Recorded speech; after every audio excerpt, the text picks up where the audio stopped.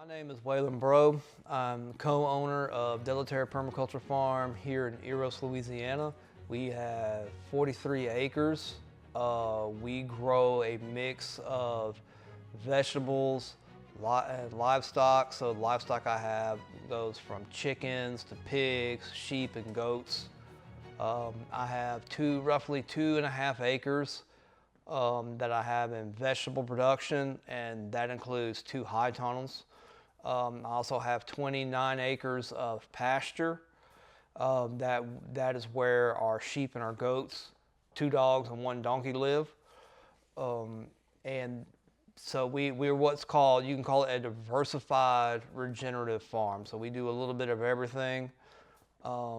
We like to tell people that we want to be a demonstration of what you can do at the small scale. We still consider ourselves to be a small scale farm, but if all you have is a small backyard, you can do the same thing within reason to what we're doing. So that's our farm. Our goal is to build our health from the soil up. And the way that we do that is through a variety of different practices that are based in regenerative agriculture. We utilize compost that we make on site. We incorporate cover crops into the crop rotation. We don't use any chemical pesticides or herbicides. We use as many organic practices as we possibly can out here as a way to build up the soil, keep the soil healthy, which will in turn grow healthier food. Part of the farm is actually just having the sheep and the goats grazing on their part of the farm, and then we'll have the chickens and the pigs in their own part, and all of that works together to make the farm be able to generate the healthy food that is the best for the most people. But at the very basis of it all is they all require similar soil health practices. They all need their own forage crops, which in turn helps build the soil health. So some of the regenerative practices that we use on this farm include things like biochar. We burn branches, pieces of wood, things like that, and we will once that burn process is done, we will break those pieces down further, and that biochar is mixed in with the animal bedding. That does a couple different things. The animals will eat that, and they will help with the parasites. The biochar helps to eliminate the odor, so it'll soak up a lot of that extra ammonia, so there won't be so much of a bad odor. It also gives home to more soil organisms, and which all of that carries through into the compost pile. So once we clean the animal bedding out, that goes into the compost pile and mixed in with other materials, garden waste, wood mulch, things like that.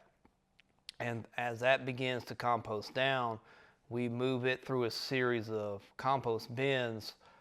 And so we built into that system enough time from start to finish so that when the compost is completed, it's ready to go into the out into the field on the beds. So the beds, once as part of their prep process, we will put down roughly 1 inch of compost on top of the beds, and we also use the compost as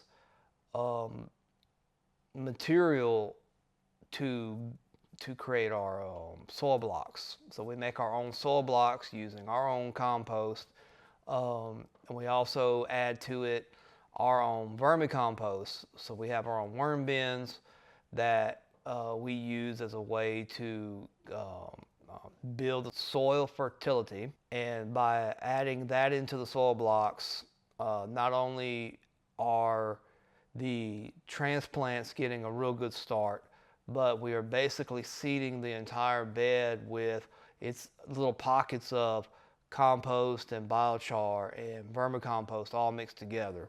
So, so we try to build the systems in such a way that we're stacking different things at the same time, as a way to continually build the soil health and not be quite so labor intensive. Things do take time. Soil health improves at its own pace, and so we have to work with the soil with all the systems that we do, from everything from, like I said, from the compost to the cover crops, things things of that nature. We are building the health from the soil up, and part of that process involves things like cover crops, which it's always leaving a living root in the soil, and which feeds the soil biology. And the ultimate goal of this whole process is to mimic as much of the natural cycle as we can, so that the soil can sustain itself with as little of our input as possible. The end product will be healthier soil, which in turn creates the healthy food that the community is able to come and get from us, so that they can eat it and keep them and their family healthy. So learn your land, take your time. Don't feel pressure that you need to buy all the expensive equipment. There's a pretty good chance you already have what you need.